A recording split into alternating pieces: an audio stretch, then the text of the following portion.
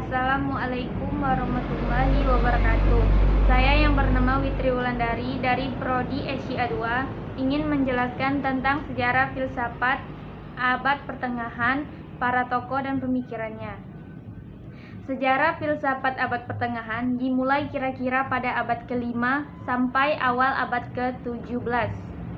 Para sejarawan umumnya menentukan tahun 476, yakni masa berakhirnya kerajaan Romawi Barat yang berpusat di kota Roma dan munculnya kerajaan Romawi Timur yang berpusat di Konstantinopel. Masa ini diawali dengan lahirnya filsafat Eropa, sebagaimana halnya dengan filsafat Yunani yang dipengaruhi oleh kepercayaan. Maka filsafat atau pemikiran pada abad pertengahan pun dipengaruhi oleh kepercayaan Kristen. Artinya, pemikiran filsafat abad pertengahan didominasi oleh agama. Periode abad pertengahan mempunyai perbedaan yang mencolok dengan Kristen pada permulaan abad Masehi, membawa perubahan besar terhadap kepercayaan agama. Zaman pertengahan abad adalah zaman keemasan bagi kekristenan. Disinilah yang menjadi persoalannya. Karena agama Kristen itu mengajarkan bahwa wahyu Tuhanlah yang merupakan kebenaran sejati. Hal ini berbeda dengan pandangan Yunani kuno mengatakan bahwa kebenaran dapat dicapai oleh kemampuan akal.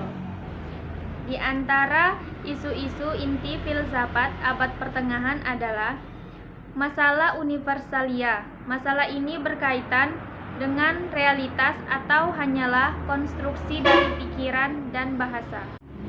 Masa abad pertengahan ini juga dapat dikatakan sebagai suatu masa yang penuh dengan upaya menggiring manusia ke dalam kehidupan atau sistem kepercayaan yang fanatik dengan menerima ajaran gereja secara membabi buta. Karena itu, perkembangan ilmu pengetahuan terhambat. Dalam sejarah filsafat, ada saat-saat yang dianggap penting sebagai patokan suatu era atau zaman, karena selain memiliki zaman atau khas, yaitu suatu aliran, filsafat bisa meninggalkan pengaruh yang sangat bersejarah pada peradaban manusia. Pada awal abad ke-6, filsafat berhenti untuk waktu yang lama. Segala perkembangan ilmu pada waktu itu terhambat. Hal ini disebabkan karena abad ke-6 dan ke-7 adalah abad-abad yang kacau. Adapun tokoh atau filosof yang hidup pada masa abad pertengahan, yaitu yang pertama ada Plotinus. Plotinus adalah filosof pertama yang mengajukan teori penciptaan alam semesta. Ia mengajukan teori emanasi yang terkenal. Teori ini diikuti oleh banyak filosof Islam. Teori itu pun merupakan jawaban terhadap pertanyaan Thales. Kira-kira 8 abad sebelumnya, apa bahan alam semesta ini? Plotinus menjawab, bahannya Tuhan. Filsafat Plotinus kebanyakan bernapas mistik. Bahkan tujuan filsafat menurut pendapatnya adalah mencapai pemahaman mistik. Permulaan abad pertengahan barangkali dapat dikatakan dimulai sejak Plotinus. Karena pengaruh agama Kristen kelihatannya sangat besar. Filsafatnya berwatak spiritual. Secara umum, ajaran Plotinus disebut Plotinisme atau Neoplatonisme. Jadi, ajaran Plotinus tentulah berkaitan erat dengan ajaran Plato. Pengaruhnya jelas sangat besar. Pengaruh itu ada pada teologi Kristen. Yang kedua, ada Augustinus. Augustinus lahir pada tanggal 13 November 354 di Tagaska, Numidia atau sekarang Algeria.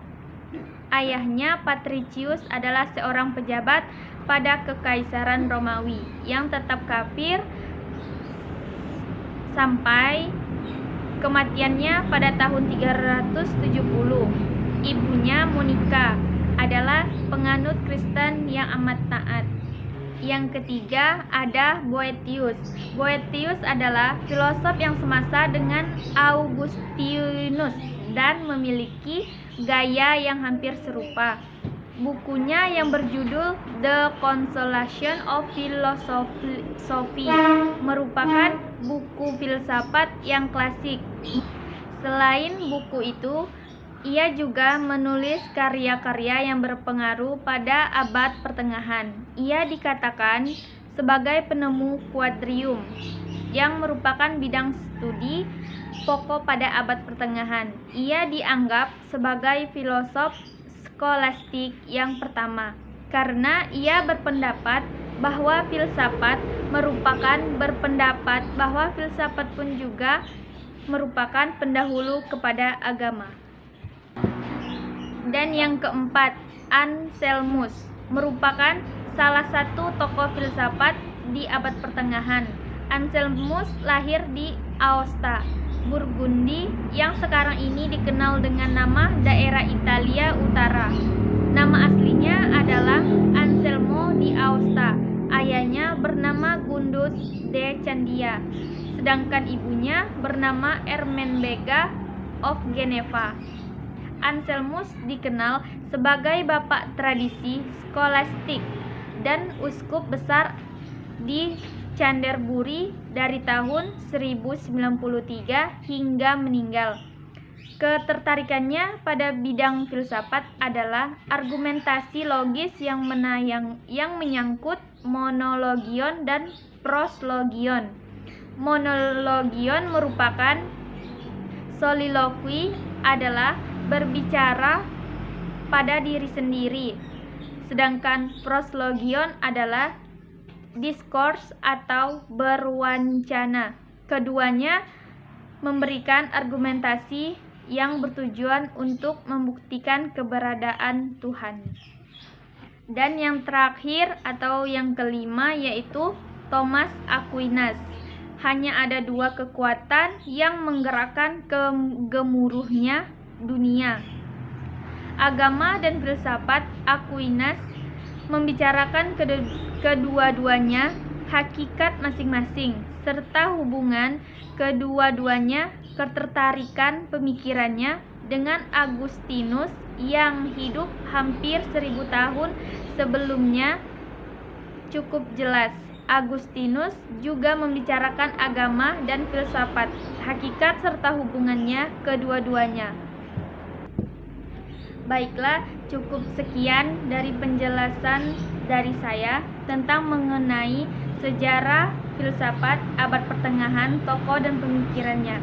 Jika ada kata-kata saya yang salah ataupun kurang berkenan, mohon dimaafkan. Dan saya akhiri, wassalamualaikum warahmatullahi wabarakatuh. Sekian, terima kasih.